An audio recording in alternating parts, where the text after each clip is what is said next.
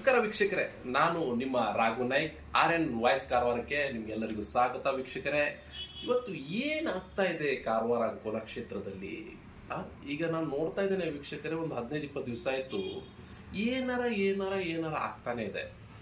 ಅಂದ್ರೆ ಸುಸೈಡ್ ಕೇಸ್ಗಳು, ಯಂಗ್ ವಿದ್ಯಾರ್ಥಿಗಳು, ಯಂಗ್ ಯುವಕರು ನಾಳೆ ಪಾಪ ತಂದೆ ತಾಯಿರ ಒಂದು ಆಸೆ ಇರುತ್ತೆ, ನಮ್ಮ ಮಗು ಏನಾರ ಮಾಡುತ್ತೆ, ಕಾಲೇಜ್ ಕಲ್ತಾದ್ಮೇಲೆ ಒಂದು ಏನಾರ ಕೋರ್ಸ್ ಮಾಡಿ ಅದ ನಂತರ ನಮ್ಮ ಜೀವನವನ್ನು ನಮಗೆ ಮಡುಪಾಗಿರುವಂಥ ನಮ್ಮ ಜೀವನನ ಸಾಗಿಸ್ಲಿಕ್ಕೆ ನಮ್ಮ ಮಕ್ಕಳು ನಮಗೆ ಆಧಾರ ಸ್ತಂಭವಾಗಿ ಇರ್ತಾರೆ ಅಂತ ಹೇಳ್ಕೊಂಡು ಪಾಪ ತನ್ನ ತಾಯಿ ತಂದೆ ಏನು ಮಾಡ್ತಾರೆ, ಮಗುವನ್ನು ಪಾಲನೆ ಪೋಷಣೆ ಮಾಡಲಿ, ಮಕ್ಕಳಿಗೆ ಉತ್ತಮ ಆರೋಗ್ಯವನ್ನು ನೀಡಿ, ಉತ್ತಮವಾದ ಆಹಾರವನ್ನು ನೀಡಿ, ಯಾವುದೇ ಕಾಯಿಲೆ ಆದರೂ ಕೂಡ ಆಸ್ಪತ್ರೆಯನ್ನು ಸೇರಿಸಿ, ಅವ್ರಿಗೆ ಏನು ಕೆಮ್ಮು ಬಂದರೂ ಕೂಡ ತನ್ನ ತಾಯಿ ಇಡೀ ರಾತ್ರಿ, ತಂದೆ ತಾಯಿ ಆಗಲಿ ಇಡೀ ರಾತ್ರಿ ತನ್ನ ಮಕ್ಕಳ ಸೈಡಿಗೆ ತನ್ನ ಮಗು ಪಕ್ಕದಲ್ಲೇ ಮಲಗಿ ಅವರಿಗೆ ಜೀವನ ಸಾಗಿಸ್ತಾ, ಎಕ್ಸಾಮ್ ಟೈಮಲ್ಲಂತೂ ನೋಡೋದಲ್ಲ, ಮಕ್ಕಳಿಗೆ ಪಾಪ ಆ ರೀತಿಯ ಅಭ್ಯಾಸದ ಕಡೆ ಗಮನನ ಹರಿಸಿ ತನ್ನ ಮಕ್ಕಳಿಗೆ ಯಾವ ರೀತಿ ಅಂದರೆ ಯಾವುದೇ ಒಂದು ಕಷ್ಟ ಸುಖದಲ್ಲಿ ಮಕ್ಕಳಿಗೆ ತಂದೆ ತಾಯಿಯರು ರಕ್ಷಣೆಗಾಗಿರ್ತಾರೆ. ಅಂಥದ್ರಲ್ಲಿ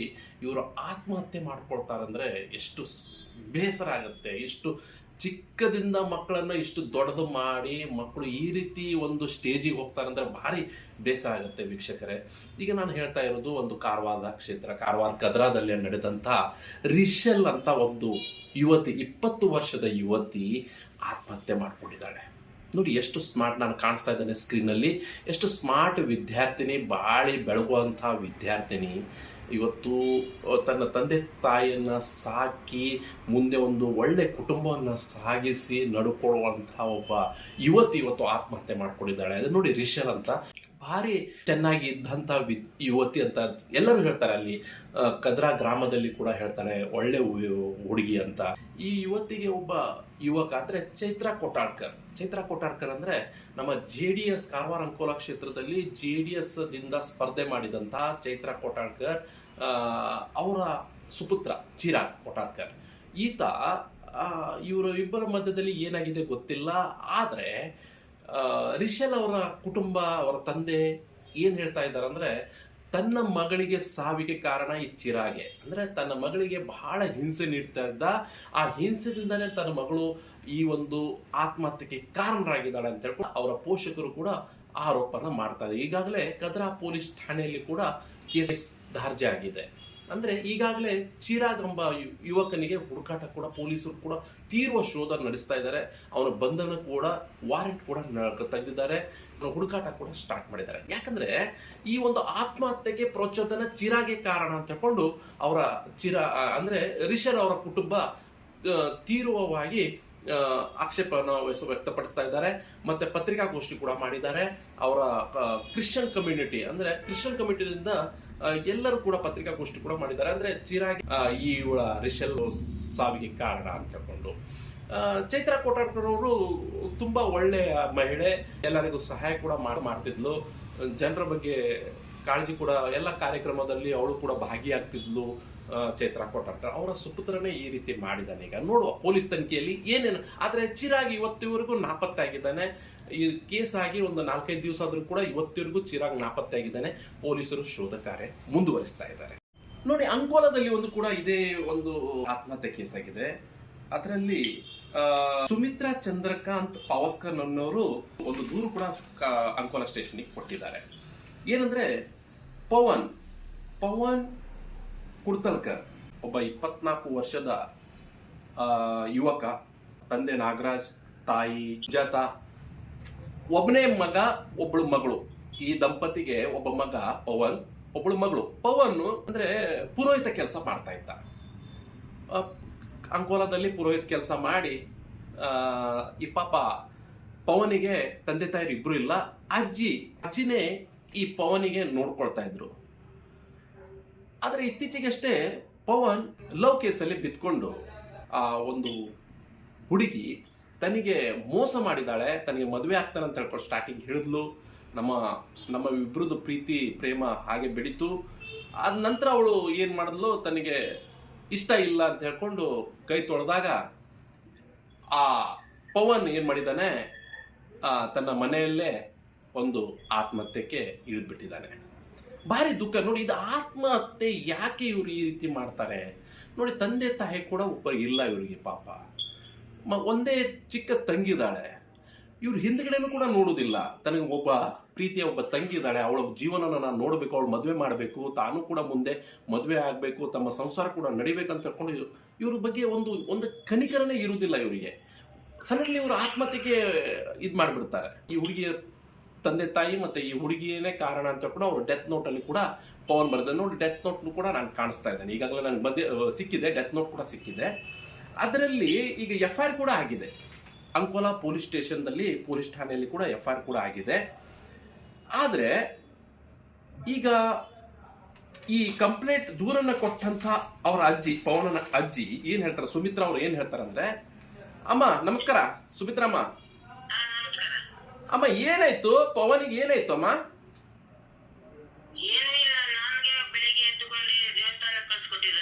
ಹಾ ಹಾ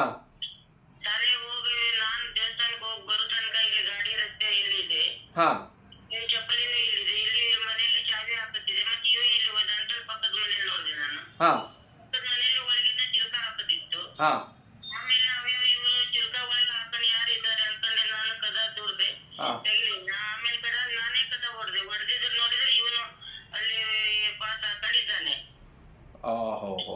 ಈಗ ಈಗಾಗಲೇ ಪೊಲೀಸ್ ದೂರ ನೀಡಿದ್ರೆ FIR ಕೂಡ ಆಗಿದೆ. ಹೌದು. ಈಗ ಪವನ್ ಡೆತ್ ನೋಟ್ ಕೂಡ ಬರ್ದಿದ್ದಾರೆ. ಹೌದು. ಈಗ ಡೆತ್ ನೋಟ್ ಮತ್ತೆ ಮೊಬೈಲ್ ಕೂಡ ಪೊಲೀಸರು ತಮ್ಮ ವಶಕ್ಕೆ ತಗೊಂಡಿದ್ದಾರೆ. ಈಗ ಏನ್ ಹೇಳ್ತಾರೆ ಪೊಲೀಸ್ ಇಲಾಖೆ, ಏನ್ ಹೇಳ್ತಾರಮ್ಮ ಮುಂದೆ ಮುಂದೆ ಯಾವ ರೀತಿ? ಪೊಲೀಸ್ ಇಲಾಖೆ ಏನ್ ಹೇಳ್ತಾರೆ, 15 ದಿವಸದಲ್ಲಿ ಆದ ನಂತರ ಏನಿದು ಗೊತ್ತಾಗ್ತದೆ ಅಂತ ಹೇಳ್ತಾರೆ ಅವರು. 15 ದಿವಸ ನಿಮ್ಗೆ ಟೈಮ್ ಕೊಟ್ಟಿದ್ದಾರೆ. ಟೈಮ್ ಕೊಟ್ಟಿದ್ದಾರೆ. ಅದ್ರ ಮುಂದೆ ಹೋರಾಟ ಮಾಡೋರು ಯಾರು, ಮಾಡೋರೇ ಮನೆಯಲ್ಲಿ ಇರುವುದೇ. ನನ್ನ ಮಗಳಿಗೆ ಇಷ್ಟು ಸಣ್ಣ ವಯಸ್ಸಿಂದ ನಾನು ದೊಡ್ಡ ಮಾಡಿದ್ದೀನಿ, ಯಾರು ಮಕ್ಕಳು ತಂದೆ ತಾಯಿ ಇಲ್ಲ, ಅದಕ್ಕೆ ಅವಳಿಗೆ ದೊಡ್ಡ ಮಾಡಿದ್ರೆ ಈಗ ನನ್ಗೆ ಯಾರು ಇಲ್ಲ ಅಂತಿದ್ದಾರೆ. ಅದೇ ಅಮ್ಮ, ಏನ್ ಬಿಡೋದು ಅಂತ ಗೊತ್ತಾಗುತ್ತೆ. ಹೇಗಿದ್ದ ಪವನ್ ಅಮ್ಮ ಮನೆಯಲ್ಲಿ, ಹೇಗಿದ್ದ ಪವನು? ಪವನ್ ಒಳ್ಳೆ ಇದ್ದ, ಬಂಗಾರ ತುಂಡಾಗಿ ಬಂಗಾರ. ಇಡೀ ಜಗತ್ತೇ ನಮ್ಗೆ ಅಂಕೋಲಾದಲ್ಲಿ ಬಂದ್ಬೇಕಾದ್ರೆ ಪವನ್ ಬಗ್ಗೆ ನೀವು ಕೇಳ್ರಿ, ಇಡೀ ನಮ್ಮ ವಾಡ್ಯದಲ್ಲಿ ಬಂದ್ ಕೇಳ್ರಿ ಬೇಕಾದ್ರೆ ಪವನ್ ಹೆಂಗಿದ್ದ ಏನಿದ್ದ. ಈಗ ತಾಯಿ ಕೂಡ ಇಲ್ಲ ಪಾಪ ಪವನಿಗೆ, ತಂದೆ ಕೂಡ ಇಲ್ಲ, ನೀವೇ ಅವ್ರಿಗೆ ಆಧಾರ ಸ್ತಂಭ ಆಗಿದ್ರಿ ಅಮ್ಮ. ಗಂಡಿಂದ ಅವಳಿಗೆ ಶಾಲೆ ಕಲ್ಸೋದು, ಅವನ ಎಜುಕೇಶನ್ ಪೂರಾ ಮುಗಿಸಿ ಕಡೆಗೆ ಅವನ ಶಾಲೆ, ತಾಯಿ ತಂದೆ ತೀರ್ಕೊಳ್ಳೋದಂತ ಶಾಲೆ ಕಲಿಯೋದಿಲ್ಲ ಅಂತ ಹಠ ಮಾಡ್ದ. ನಿನಗೆ ಏನ್ ಕಲಿಯೋದಿದೆ, ಇಲ್ಲ ಕುರಿಯೋ ತೆಗಿತಿ ಕಲ್ತೆ ಅಂತಂದ್ರೆ ಕುರಿಯೋ ತೆಗಿತಿ 5 ವರ್ಷ ಮಠದಲ್ಲಿ ಹೋಗ್ಕೊಂಡು ತಕೊಂಡ್ ಬಿಟ್ಕೊಂಡು ಅಲ್ಲಿ ಕಲ್ಸ್ಕೊಂಡು ಬಂದೆ. ಆಮೇಲೆ ನಾನು ಅವಾಗ ತನಕ ಈ ತನಕ ಕೆಲ್ಸ ಬೇರೆ ಮನೆ 4 ಮನೆ ಕೆಲಸ ಮಾಡ್ಕೊಂಡು ದುಡಿಮೆ ಆಗ್ತಿದ್ದೆ. ಹೀಗೆ ಒಂದ್ 4-5 ವರ್ಷ ಆಯ್ತು ಅವನು ನನ್ನ ಕೆಲ್ಸ ನನ್ನ ಹತ್ರ ಆಗುದಿಲ್ಲ, ವಯಸ್ಸಾಗದೆ, ಬೇಡ ನೀನ್ ಕೆಲ್ಸ ಮಾಡೋದು ಬೇಡ, ನಾನ್ ನೋಡ್ತೀನಿ ನಿನ್ಗೆ ನನ್ ಕೆಲ್ಸ ಬಿಟ್ಕೊಂಡು ಮನೇಲಿ ಇಟ್ಕೊಂಡಿದ್ದ. ಈಗ ಮನೇಲಿ ಇಟ್ಟು 1-3-4 ವರ್ಷ ಆಯ್ತು. ಈಗ ಈ ತರ ಮಾಡಿದ್ರೆ ಸರ್ ಮುಂದೆ ಏನು ಮನೆ ಗತಿ? ಮನೆ ನಮ್ಗೆ ನೋಡ್ಕೊಳ್ಳೋರು ಯಾರು? ಹುಡುಗಿ ಶಾಲೆ ಹೋಗೋದಿದೆ, ಭಾರಿ ಕಷ್ಟ ಅಮ್ಮ. ಅದೇ ನಾನು ಯಾಕೆ ಅಮ್ಮ ನನ್ಗೆ ಬಹಳ ಬೇಸರ ಆಗ್ತಾ ಇದೆ ಅಂದ್ರೆ, ಇವರು ಈ ರೀತಿ ಯಾಕೆ ಮಾಡ್ಕೊಡ್ತಾರೆ? ಸಡನ್ಲಿ ಇವ್ರಿಗೆ ಹಿಂದ್ಗಡೆ ನೋಡ್ಬೇಕು, ತನ್ನ ಒಬ್ಬ ತಂಗಿ ಇದ್ದಾಳೆ, ತನ್ನ ತಂದೆ ತಾಯಿರು ಕೂಡ ಇಲ್ಲ, ತನಗೊಬ್ಬ ಅಜ್ಜಿ ಪಾಪ ಎಲ್ಲ ನನಗೆ ನೋಡ್ಕೊಳ್ತಾ ಇದ್ದಾರೆ, ನನಗೆ ತಂಗಿ ಕೂಡ ಒಬ್ಬಳಿದ್ದಾಳೆ, ಅವಳದು ವಿದ್ಯಾಭ್ಯಾಸನ ನಾನು ಮುಂದೆ ನೋಡ್ಬೇಕು, ಅವಳದು ಒಂದು ಮದುವೆ ಮಾಡಬೇಕು, ತಾನು ಕೂಡ ಮುಂದೆ ಮದುವೆ ಆಗ್ಬೇಕಂತ ಈ ಯೋಚನೆಯಲ್ಲಿ ಇವರು ಇರುವುದಿಲ್ಲ. ಬರೀ ಸಡನ್ಲಿ ಈ ಒಂದು ಸಣ್ಣ ಏನಾರ ಪ್ರೇಮದಲ್ಲಿ ಇದಾಯ್ತು ಅಂದ್ಕೊಂಡು ಸಡನ್ಲಿ ಈ ರೀತಿಗೆ ಹೋಗ್ಬಿಡ್ತಾರಮ್ಮ. ನೋಡಿ ಎಷ್ಟು ದುಃಖ ನೋಡಿ. ಈಗ ನೋಡಿ ನಿಮ್ಗೆಲ್ಲ ಎಷ್ಟು ಪ್ರಾಬ್ಲಮ್. ಈಗ ಪಾಪ ಆ ತಂಗಿ ಕೂಡ ಬಹಳ ಪ್ರಾಬ್ಲಮ್ ಅಮ್ಮ. ಅವಳಿಗೆ ತುಂಬಾ ದುಃಖ ಆಗ್ತದೆ, ನಮ್ಗಂತೂ ನೋಡುದಿಲ್ಲ. ಎಷ್ಟು 1-2.5 ವರ್ಷದ ಬಾಲ್ಯ ತನ್ಕೊಂಡು ನಾನು ಸಾಕೊಂಡಿದ್ದೆ ಅವಳಿಗೆ. ಇವಳಿಗೂ ಹಂಗೆ ಇರ್ಲಿ ಅಮ್ಮ, ಇರ್ಲಿ. ಈಗ ನೋಡುವ ಪೊಲೀಸರ ತನಿಖೆಯಲ್ಲಿ ಏನೇನಾಗತ್ತೆ ನೋಡುವ ಅಮ್ಮ. ನಿಮ್ಗೆ ನ್ಯಾಯ ಸಿಗತ್ತೆ, ದೇವರಿದ್ದಾನೆ. ಮತ್ತೆ ಪವನ್ ತಂಗಿಗೆ ಏನು ಸಹಾಯ ಬೇಕಾದ್ರೆ ನನಗೆ ಖಂಡಿತವಾಗ್ಲೂ ನೀವು ನನಗೆ ಫೋನ್ ಮಾಡಿ ಅಮ್ಮ, ನನ್ನ ನಂಬರಿಗೆ ಫೋನ್ ಮಾಡಿ, ನಾನು ಖಂಡಿತವಾಗಿ ನಿಮ್ಮ ಒಟ್ಟಿಗೆ ನಾನು ಇರ್ತೇನೆ ಅಂತ ಹೇಳ್ತೀನಿ ಈ ಸಂದರ್ಭದಲ್ಲಿ ಅಮ್ಮ. ನಿಮ್ ಕಷ್ಟದಲ್ಲಿ ಇದ್ದೀರಿ ಪಾಪ, ನಿಮ್ಗೆ ಗೊತ್ತಿದೆ ನಿಮ್ ದುಃಖ ಎಷ್ಟಂತ ಗೊತ್ತಿದೆ. ಅಂಕೋಲಾದಲ್ಲಿ ಬಂದಿದ್ರೆ ಸಾಕು. ಇಲ್ಲಿ ಜಗತ್ತು ಏನ್ ಯಾರ ಬಗ್ಗೆ, ಪವನ್ ಬಗ್ಗೆ ಬೇಕಾದ್ರೆ ಪವನ್ ಅಜ್ಜಿ ಬಗ್ಗೆ ಏನ್ ಮಾತಾಡ್ತಾರೆ, ಏನ್ ಬಿಡ್ತಾರೆ ಅದನ್ನೇ ಗೊತ್ತು ಮಾಡ್ತಾರೆ. ಎಷ್ಟು ವರ್ಷದಿಂದ ನಾನು ಇಲ್ಲಿ ಕಷ್ಟಪಟ್ಟು ಜೀವನ ಮಾಡ್ತಾ ಇದ್ದೀನಿ. ನನ್ಗೆ ಉಳಿಲಿಕ್ಕೆ ಜಾಗ ಇಲ್ಲಾಗಿತ್ತು. ಒಂದು ಫಾರೆಸ್ಟ್ ಕತೆ ಒಳಗೆ ಮನೆ ಕಟ್ಕೊಂಡು ನಾನು ಹಿಮಶಾನದಲ್ಲಿ ಇದ್ದೀನಿ ನಾನು. ಇರ್ಲಿ ಅಮ್ಮ, ಇರ್ಲಿ, ದೇವರಿದ್ದಾನೆ. ಆದ್ರೆ ಇವರು ಸಡನ್ಲಿ ಆಗ್ಲಿ ಈ ರೀತಿ ನೋಡಿ, ಇಷ್ಟೆಲ್ಲ ಇದ್ರು ಕೂಡ ಇವ್ರು ಸಡನ್ಲಿ ಹಿಂದ್ ಮುಂದೆ ನೋಡೋದೇ ಇಲ್ಲ, ಆತ್ಮಹತ್ಯೆಗೆ ಶರಣಾಗ್ಬಿಡ್ತಾರೆ ಇವರು. ಏನೇ ಮಾಡೋದಮ್ಮ ಅಮ್ಮ ಇವರಿಗೆಲ್ಲ? ಎಲ್ಲಾ ಚಲೋ ಮಾಡಿದ, ಇಡೀ ಜಗತ್ತೇ ಚಲೋ ಮಾಡಿದ. ಈ 4-5 ವರ್ಷ ಒಳಗೆ ಸಡನ್ಲಿ ಕೆಲಸದಲ್ಲಿ ಫೇಲ್ ಆಗ್ಬಿಟ್ಟವ. ಯಾಕೆ ಹಿಂಗ್ ಮಾಡಿದ್ನು ಏನ್ ಮಾಡಿದಾರೋ ಅಂತ ಗೊತ್ತಿಲ್ಲ. ನೋಡುವ ಅಮ್ಮ, ಪೊಲೀಸರು ತನಿಖೆ ಮಾಡ್ತಾ ಇದ್ದಾರೆ. ನೋಡುವ ಏನೇನಾಗತ್ತೆ, ನಿಮ್ಗೆ ಖಂಡಿತವಾಗ್ಲೂ ನ್ಯಾಯ ಸಿಗ್ಲಿ ಅಂತ ಹೇಳ್ಕೊಂಡು ನಾನು ಕೂಡ ಆಶಿಸ್ತಾ ಇದ್ದೇನೆ ಅಮ್ಮ. ಓಕೆ, ಆಯ್ತಾಯ್ತು. ಥ್ಯಾಂಕ್ ಯು ಅಮ್ಮ, ಥ್ಯಾಂಕ್ ಯು. ನೋಡಿ, ಈ ಅಮ್ಮ ಪಾಪ ಸುಮಿತ್ರಾ ಅಮ್ಮ 68 ವರ್ಷದ ಪಾಪ, ಅವ್ರ ಅಜ್ಜಿ ಆಗಿದ್ರು ಪವನಂದು. ಭಾರಿ ದುಃಖದಲ್ಲಿ ಮಾತಾಡ್ತಾ ಇದ್ದಾರೆ. ನನ್ನ ಮಗ ಎಲ್ಲರಿಗೂ ಒಳ್ಳೇದು ಮಾಡಿದ್ದ ಪುರೋಹಿತಾಗಿ, ಆದರೆ ನನ್ನ ಮಗ ಈ ರೀತಿ ಆದ, ಏನಾಗಿದೆ ಗೊತ್ತಿಲ್ಲ, ಯಾರು ಧಮಕಿ ಕೊಟ್ರ ಅಂತ ಪೊಲೀಸ್ ಇಲಾಖೆಯಿಂದ ತಿಳಿಬೇಕಾಗತ್ತೆ. ನ್ಯಾಯ ಸಿಗಲಿ, ನಾನು ಪೊಲೀಸ್ ಇಲಾಖೆಗೆ ನ್ಯಾಯ ಸಿಗಲಿ ಅಂತ ಹೇಳ್ಕೊಂಡು ನಾನು ಪೊಲೀಸ್ ಇಲಾಖೆಗೆ ಮನವರಿಕೆ ಮಾಡ್ತಾ ಇದ್ದೇನೆ. ಅದ ನಂತರ ನೋಡಿ ವೀಕ್ಷಕರೇ, ಇನ್ನೊಂದು ವಿಷಯ ಏನಂದ್ರೆ, ಒಂದು ಖಾಸಗಿ ಶಾಲೆಯ ಚಿಕ್ಕ ಮಕ್ಕಳು ಅಂದ್ರೆ ಕೇವಲ 5ನೇ ತರಗತಿಯ ವಿದ್ಯಾರ್ಥಿಗಳು ಇಬ್ರು ಸ್ಕೂಲಿಗೆ ಬಂದಿದ್ದಾರೆ, ಸ್ಕೂಲಿಂದಾನೇ ನಾಪತ್ತಾಗ್ಬಿಟ್ಟಿದ್ದಾರೆ. ಕಾರವಾರ ಖಾಸಗಿ ಶಾಲೆ, ತುಂಬಾ ಒಳ್ಳೆ ಶಾಲೆ ಅದು. ಆದ್ರೆ ಈ ವಿದ್ಯಾರ್ಥಿಗಳು ನೋಡಿ ನಾಪತ್ತೆನೇ ಆಗ್ಬಿಟ್ಟಿದ್ದಾರೆ. ಪಾಪ ಎಲ್ಲ ಪಾಲಕರು, ಶಿಕ್ಷಕರ ವೃಂದ ಹುಡುಕಾಟ ಮಾಡಿದ್ದಾರೆ, ಸಿಕ್ಕಾಪಟ್ಟೆ ಹುಡುಕಾಟ ಮಾಡಿದ್ದಾರೆ. ಆದ್ರೆ ನೋಡಿದ್ರೆ ಇವರು ವೆಹಿಕಲನ್ನ ತಗೊಂಡು ರೈಲ್ವೆ ಸ್ಟೇಷನ್ಗೆ ಹೋಗಿ ರೈಲ್ವೆನ ಹತ್ತು, ಅಂದ್ರೆ ಡೆಲ್ಲಿ ಹೋಗುವ ಪ್ಲಾನ್ ಮಾಡಿದ್ರು ಈ ವಿದ್ಯಾರ್ಥಿ. ನೋಡಿ, 6th ಸ್ಟ್ಯಾಂಡರ್ಡ್ ಅಂದ್ರೆ ಎಷ್ಟು ಏಜ್ ಇರ್ಬೋದು ಅವರಿಗೆ, 10 ರಿಂದ 11 ವರ್ಷ. ಈ ವಿದ್ಯಾರ್ಥಿಗಳು ನೋಡಿ ಸಡನ್ ಆಗಿ ಹೇಳ್ತಾರೆ, ನಾವು ಕೆಲ್ಸಕ್ಕೆ ಹೋಗ್ಲಿಕ್ಕೆ ಮಾಡಿದ್ವಿ ಡೆಲ್ಲಿಯಲ್ಲಿ, ಯಾವ್ದಾದ್ರು ಗ್ಯಾರೇಜ್ ಕೆಲ್ಸಕ್ಕೆ ಹೋಗ್ಲಿಕ್ಕೆ ನಾವು ಆ ನಿರ್ಣಯನ ತಗೊಂಡಿದ್ವಿ ಅಂತ ಹೇಳ್ಕೊಂಡು. ಇಲ್ಲಿ ಕಾರವಾರ ರೈಲ್ವೆ ಸ್ಟೇಷನ್ ಇಂದ ಹೋದಾಗ ಮಾಹಿತಿ ಯಾರೋ ಒಬ್ಬ ವಿದ್ಯಾರ್ಥಿ, ಅದೇ ಶಾಲೆ ಒಬ್ಬ ವಿದ್ಯಾರ್ಥಿ ಹೇಳ್ತಾನೆ, ಇಲ್ಲ ಅವು ವಿದ್ಯಾರ್ಥಿಗಳು ಏನು ಯಾರಿಗೋ ಕೇಳ್ತಾ ಹೋಗ್ತಾ ಇದ್ರಂತೆ ಆ ರೈಲ್ವೆ ಸ್ಟೇಷನ್ ರೋಡಲ್ಲಿ, ರೈಲ್ವೆ ಸ್ಟೇಷನ್ ಎಲ್ಲಿದೆ ಅಂತ ಒಬ್ಬ ವಿದ್ಯಾರ್ಥಿ ನೋಡಿದಾನೆ.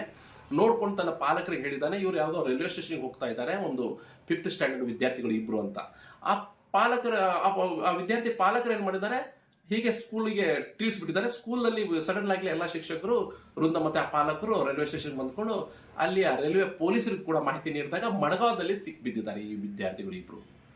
ನೋಡಿ ಏನಾಗ್ತಾ ಇದೆ, ಈ ಚಿಕ್ಕ ಚಿಕ್ಕ ವಿದ್ಯಾರ್ಥಿಗಳು ನೋಡಿ, ನಮ್ಗೆ ಏನು ಗೊತ್ತಿಲ್ಲಾಗಿತ್ತು. ನಾವು 5th ಸ್ಟ್ಯಾಂಡರ್ಡ್ 10th ವರೆಗೂ ನಮ್ಗೆ ಏನು ಗೊತ್ತಿಲ್ಲ, ಯಾವ ರೈಲ್ವೆ ಸ್ಟೇಷನು, ಯಾವ ಬಸ್ ಸ್ಟಾಪು ಏನು ಗೊತ್ತಿಲ್ಲ. ನಮ್ಮ ತಂದೆ ತಾಯರೇ ನಮ್ಗೆ ತಗೊಂಡು ಹೋಗ್ತಿದ್ರಿ ಅಲ್ಲಿ ಹೋಗ್ಬಿಟ್ಟು. ಅಂಥದ್ರಲ್ಲಿ ಈ 5th ಸ್ಟ್ಯಾಂಡರ್ಡ್ ವಿದ್ಯಾರ್ಥಿಗಳು ನೋಡಿ ರೈಲ್ವೆ ಸ್ಟೇಷನ್ಗೆ ಹೋಗ್ಬಿಡ್ತಾರೆ, ಅದು ಕೂಡ ಡೆಲ್ಲಿ ಅಂತೆ. ಏನು ಹೇಳೋದು, ಏನಾಗ್ತಾ ಇದೆ, ಡೆಲ್ಲಿಗೆ ಹೋಗ್ತಾರ ಪಾಪ. ಇಲ್ಲಿ ಪಾಲಕರು ಮತ್ತೆ ಶಿಕ್ಷಕರಿಂದ ಊಟ ಮಾಡದೆ, ತಮ್ಮ ಒಂದು ಫ್ಯಾಮಿಲಿ ನೋಡ್ದೇನೆ ಅವ್ರು ರೈಲ್ವೆ ಸ್ಟೇಷನ್ ಉಳಿದು, ಆಮೇಲೆ ಅವ್ರಿಗೆ ಜೀವ ಬಂದಾಗಾಯ್ತು ಮಡ್ಗಾವದಲ್ಲಿ ಸಿಕ್ಕಿದ ಮೇಲೆ. ಅದ ನಂತರ ಪಾಲಕರು ಇಲ್ಲಿಂದ ಹೋಗಿ ಮಡ್ಗಾವಿಂದ ಅವ್ರು ತಗೊಂಡ್ಬಂದಿದ್ದಾರೆ ಆ ಇಬ್ಬರ ವಿದ್ಯಾರ್ಥಿ ಬಾಲಕರನ್ನ. ನೋಡಿ ಈ ರೀತಿ ಆಗ್ತಾ ಇದೆ. ಇದೊಂದು ವಿಷಯ. ನೋಡಿ ವೀಕ್ಷಕರೇ, ಇನ್ನೊಂದು ವಿಷಯಕ್ಕೆ ಬರುವ, ಅಂಕೋಲದಿಂದ ಕಾರವಾರಕ್ಕೆ ಬರುವ ಒಂದು ಬಸ್ಸಲ್ಲಿ ಒಬ್ಬ ಯುವತಿ ತನ್ನ ತಮ್ಮನನ್ನ ಕರ್ಕೊಂಡು ಬರ್ತಾ ಇರ್ತಾಳೆ ಅಂಕೋಲಿಂದ ಕಾರವಾರಕ್ಕೆ. ಮಧ್ಯಾಹ್ನ 4 ಗಂಟೆ ಬಸ್ ಅದು. ಬರ್ತಾ ಇದ್ದಾಗ ಆ ಬಸ್ಸಿಗೆ ಸೀಟು 3 ಅಂತೆ, ಅಂದ್ರೆ ಉದ್ದ ಸೀಟು ಆ ಬಸ್ಸಲ್ಲಿ. ಅಂದ್ರೆ ತನ್ನ ತಮ್ಮ ಹೇಳ್ತಾನಂತೆ, ನಾನು ಕಿಟಕಿ ಸೈಡ್ ಬೇಕು. ಇವಳು ಆಕ್ಚುಲಿ ಕಿಟಕಿ ಸೈಡ್ ಇವಳು ಕೊಡ್ಬೇಕಿತ್ತಂತೆ. ಆದ್ರೆ ತಮ್ಮ ಹೇಳಿದ್ಮೇಲೆ ಇವಳು ಏನ್ ಮಾಡಿದಾಳೆ, ಯುವತಿ ತನ್ನ ತಮ್ಮನಿಗೆ ಕಿಟಕಿ ಸೈಡ್ ಕೊಟ್ಟಿದ್ದಾಳೆ, ತಾನು ಮಧ್ಯದಲ್ಲೇ ಕೂತ್ಕೊಂಡಿದ್ದಾಳೆ. ಇನ್ನೊಬ್ಬ ಯಾವ ಯುವಕ ಬಂದ್ಕೊಂಡು, ಅವನಿಗೇನು 28-29 ವರ್ಷ ಅಂತೆ, ಅವ್ನು ಬಂದ್ಕೊಂಡು ಅವಳ ಪಕ್ಕದಲ್ಲೇ ಕೂತ್ಕೊಂಡಿದ್ದಾಳೆ. ಕೂತಾಗ ಇವಳು ಪಾಪ ಯುವತಿ ಏನ್ ಮಾಡಿದ್ದಾಳೆ, ಕರಾಳುಸ್ತವ್ ಹೋಗಿ ಸುಸ್ತಾಗಿ ಬಸ್ಸಲ್ಲಿ ನಿದ್ದೆ ಬಂದ್ಬಿಟ್ಟಿದೆ. ನಿದ್ದೆ ಬಂದಾಗ ಈ ಯುವಕ 28-29 ಪ್ರಾಯದನ್ನ ಕಾಣಿಸ್ತಾ ಇದ್ದಾನೆ ವಿಡಿಯೋದಲ್ಲಿ ವೀಕ್ಷಕರು ನೋಡಿ. ಇವನು ಪಾಪ ಅವಳ ಮೈ ಮೇಲೆ ಕೈ ಎದ್ದಿದ್ದಾನೆ. ಅವಳು ಸಡನ್ಲಿ ಅವಳಿಗೆ ಎಚ್ಚರ ಆಗಿದೆ. ಅವಳು ಠೋ ಅಂತ 2 ಬಾರಿಸೇ ಬಿಟ್ಲು ಅಲ್ಲಿ. ರಿಯಲಿ ಕರೆಕ್ಟ್ ಮಾಡಿದಾಳು ಅವಳು. ಯಾಕಂದ್ರೆ ಇವರು ಇಂಥವ್ರಿಗೆ ಈ ರೀತಿನೇ ಮಾಡಬೇಕಾಗತ್ತೆ. ಈ ರೀತಿ ಮಾಡಿದ್ರಷ್ಟೇ ಮುಂದಿನ ಯಾರು ಕೂಡ ಈ ರೀತಿ ಮಾಡಲಿಕ್ಕೆ ಸಾಧ್ಯನೇ ಇಲ್ಲ ಯುವತಿಯರಿಗೆ. ನೋಡಿ ಇವನಿಗೂ ಕೂಡ ನೋಡಿ, ನಾನು ಕಾಣಿಸ್ತಾ ಇದ್ದೀನಿ, ಇವನಿಗೂ ಕೂಡ ಅಕ್ಕ ತಂಗಿ ಇರ್ಬೋದು ಮನೆಯಲ್ಲಿ. ಇಂಥದ್ರಲ್ಲಿ ಇವರು ಈ ರೀತಿ ಇಂಥ ನೀಚ ಕೆಲಸಕ್ಕೆ, ಅದು ಕೂಡ ಪಬ್ಲಿಕ್ ಬಸ್ಸಲ್ಲಿ ಈ ರೀತಿ ಮಾಡ್ತಾನಂದ್ರೆ ಮಾನ ಮರ್ಯಾದೆ ಇಲ್ಲ ಇವರಿಗೆ. ಆ ಯುವತಿ ಕರೆಕ್ಟ್ ಮಾಡಿದ್ದಾಳೆ, ಠೋ ಅಂತ 2 ಬಾರಿಸೆ ಬಿಟ್ಟಿದ್ದಾಳೆ. ಏನು ಆಗ್ತಾ ಇದೆ, ಈ ಸಡನ್ಲಿ ಒಂದು 15-20 ದಿವಸದಲ್ಲಿ ಈ ಎಲ್ಲ ಘಟನೆ ನಡೆದೋಗಿದೆ ವೀಕ್ಷಕರ. ಒಂದು 15 ದಿವಸದಲ್ಲಿ ಘಟನೆ ನಡೆದೋಗಿದೆ. ಇದು ಏನಾಗ್ತಾ ಇದೆ ಸಮಾಜದಲ್ಲಿ ಅಂತಾನೆ ನನಗೆ ಗೊತ್ತಾಗ್ತಾ ಇಲ್ಲ. ನನಗೆ ಭಾರಿ ಬೇಸರ ಆಗ್ತಾ ಇದೆ. ಈ ಎಲ್ಲ ಘಟನೆ ನೋಡ್ಕೊಂಡು ನನಗೆ ಬೇಸರ ಆಗ್ತಾ ಇದೆ. ಅದಕ್ಕಾಗಿ ನಾನು ಈ ಒಂದು ಸಂದೇಶನ, ನಾನು ಕೇವಲ ಒಂದೊಂದು ಸಂದೇಶ ಹೇಳ್ತಾ ಇದ್ದೆ. ಬಸ್ಸಿನ ಟೈಮಿಂಗ್ 4 ಗಂಟೆ ಇತ್ತು. ನನ್ನ ಜೊತೆ ನನ್ನ ತಮ್ಮ ಕೂಡ ಇದ್ದ. ಅವನಿಗೆ ವಿಂಡೋ ಸೀಟ್ ಬೇಕಂತ ಹೇಳ್ದ, ಅದಕ್ಕೆ ವಿಂಡೋ ಸೀಟ್ ಬಿಟ್ಟು ಕೊಟ್ಟೆ. 3 ಸೀಟ್ ಇತ್ತು. ಫಸ್ಟ್ ವಿಂಡೋ ಸೀಟ್ ಅಲ್ಲಿ ತಮ್ಮ ಕೂತ್ಕೊಂಡಿದ್ದ, ಮಿಡಲ್ ನಾ ಕೂತಿದ್ದೆ, ಈ ಕಡೆ ಸೀಟ್ ಖಾಲಿ ಇತ್ತು. ಸಂಜೆ 4 ಗಂಟೆ ಸುಮಾರು ಎಲ್ಲರೂ ಆಫೀಸ್ ಇರ್ಲಿ ಸ್ಕೂಲ್ ಇರ್ಲಿ ಎಲ್ಲರೂ ಮನೆಗೆ ಹೋಗ್ತಾರೆ. ಸೊ ಈ ಕಡೆ ಸೀಟ್ ಖಾಲಿ ಇತ್ತು ನಂದು. ಒಂದ್ ಹುಡುಗ ಬಂದ್ ಸೈಡ್ ಕೂತ್ಕೊಂಡ. ಅವ್ನ್ ಅರೌಂಡ್ 28 ಇಯರ್ ಒಳಗಿರ್ಬೋದು. ಸೊ ನಾನ್ ಯಾವ ಹುಡುಗರಿಗೂ ಪಕ್ಕ ಕುಳಿಸ್ಕೊಳ್ಳೋದಿಲ್ಲ. ಅವ್ನ್ ಬಂದ್ ಕುತ್ಕೊಂಡ. ಮತ್ ನಾ ಹೇಳಿಕ್ ಹೋಗುದಿಲ್ಲ ಎದ್ದೋಗಂತ, ಯಾಕಂತ ಹೇಳಿ ಗೌರ್ಮೆಂಟ್ ಬಸ್ ಅದು. ಸುಮ್ನಾದೆ, ಜಸ್ಟ್ ಮಲ್ಗಿದ್ವಿ. ಅಂದ್ರೆ ನಂಗೆ ನಿದ್ರೆ ಇಲ್ಲ ಆಗಿತ್ತು. ಕರಳು ಉತ್ಸವ ಅಂಕೋಲ ಅಂತ ಅಪ್ಪಣೆ ಮಾಡ್ತಿದ್ದೆ. ಸೊ ನಿದ್ರಂಗ್ ಇಲ್ಲ ಆಗಿತ್ತು. ಮಲ್ಗಿದ್ದೆ ಬಸ್ಸಲ್ಲಿ. ಒಂದ್ 10 ನಿಮಿಷ ಆಗಿದೆ. ಎದ್ಕೊಂಡು ಹಿಂಗ ನೋಡ್ತೀನಿ, ನಂಗೆ ನೋಡ್ ಶಾಕ್. ಆ ಟೈಮಲ್ಲಿ ನನ್ ಕೈ ಫುಲ್ ನಡ್ಗೋಗಿದೆ. ಏನು ಮಾಡ್ಲಿಲ್ಲ ನಂಗೆ. ಆ ಟೈಮಲ್ಲಿ ನಾನು ಒಬ್ಬಳಿದ್ದೀನಿ ಅಂತ. ತಂದೆ ತಾಯಿಗೆ ನಿಮ್ಮ ತಂಗಿ ಅಕ್ಕಂದಿರು ಹಿಂದ್ಗಡೆ ಇರ್ತಾರೆ, ಅಣ್ಣ ತಮ್ಮಂದಿರು ಇರ್ತಾರೆ, ನೀವು ಸಡನ್ ಆಗಿ ಆತ್ಮಹತ್ಯೆಗೆ ಶರಣಾಗೋದು ಯಾಕೆ? ಅಂಥದ್ದೆಲ್ಲ ಯಾರನ್ನಾರ ಟಾರ್ಚರ್ ಕೊಟ್ಟರು, ಯಾರನ್ನ ನಮ್ಗೆ ಬೈತಾರೋ, ಯಾರನ್ನ ನಮ್ಗೆ ಹಿಂಸೆ ನೀಡ್ತಾರೋ ಅಂತ ನಿಮ್ಮ ಪಾಲಕರಿದ್ದಾರೆ, ಪೊಲೀಸ್ ಸ್ಟೇಷನ್ ಇದೆ, ನಿಮ್ಮ ಯಾರನ್ನ ನೇಬರ್ಸ್ ಇರ್ತಾರೆ, ನಿಮ್ಮ ಸಹೋದ್ಯೋಗಿಗೆ ಅವ್ರಿಗೆ ಹೇಳಿ ಈ ವಿಷಯನ ತಿಳಿಸಿ. ಸಡನ್ ಆಗಿ ಆತ್ಮಹತ್ಯೆಗೆ ಶರಣ ಹಾಕಬೇಡಿ ವೀಕ್ಷಕರೇ. ನಾನು ಹೇಳ್ತಾ ಇರೋದು ಇವರಿಗೆ, ಇವತ್ತಿನ ಯುವ ಪೀಳಿಗೆ ಹೇಳ್ತಾ ಇದ್ದೇನೆ ನಾನು, ಸಡನ್ ಆಗಿ ಆತ್ಮಹತ್ಯೆಗೆ ಪ್ಲೀಸ್ ಹೋಗಬೇಡಿ.